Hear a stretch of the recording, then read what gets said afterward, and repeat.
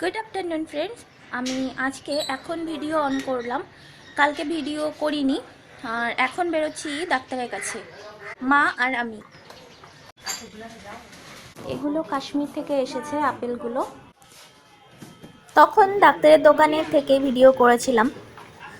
আসার সময় বাজারে ঢুকেছি, তাই এটা খেসারি কালাই শাক, সেটাই দেখালাম। মার্কেট থেকে অর্থাৎ ডাক্তারের দোকান থেকে তখন বাড়ি চলে আসার পরে সবজি বাজারে ঢুকেছিলাম।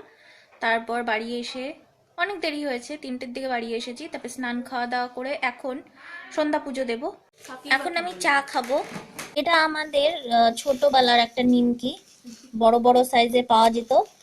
আর এটা একটা অনেক দিনের আগের জিনিস যেহেতু, তাই এটা দিয়ে পেলাম আজকে বাজারে। তাই আজকে ভাবলাম এটা যেহেতু বাড়িতে এনেছি, তাই শেয়ার করা যাক আপনাদের সাথে।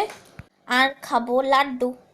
তখন চা খেলাম, তারপর ঠাকুর পুজো মানে সন্ধ্যা দিলাম।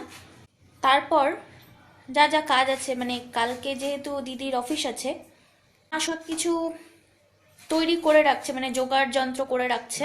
এটা গিমা শাক আজকে বাজার থেকে এনেছি, বেছে ধুয়ে বেগুন কেটে রেখে দিয়েছে, এটা কালকে বানাবে। তেল বেগুন গিমা রেসিপি আমার চ্যানেলে আছে, রেসিপি চ্যানেলে।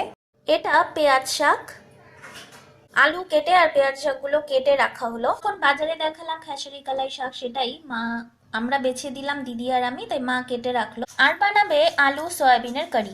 আসলে সবকিছু তোড়জোড় করে রাখলে মা দিদিকে যে টিফিন দিয়ে দেয় সেটাতে সুবিধে হয়। আজকের ভিডিও এতটুকুই রাখছি, দেখা হবে এই চ্যানেলের নেক্সট ভিডিওতে। ততক্ষণের জন্য টাটা।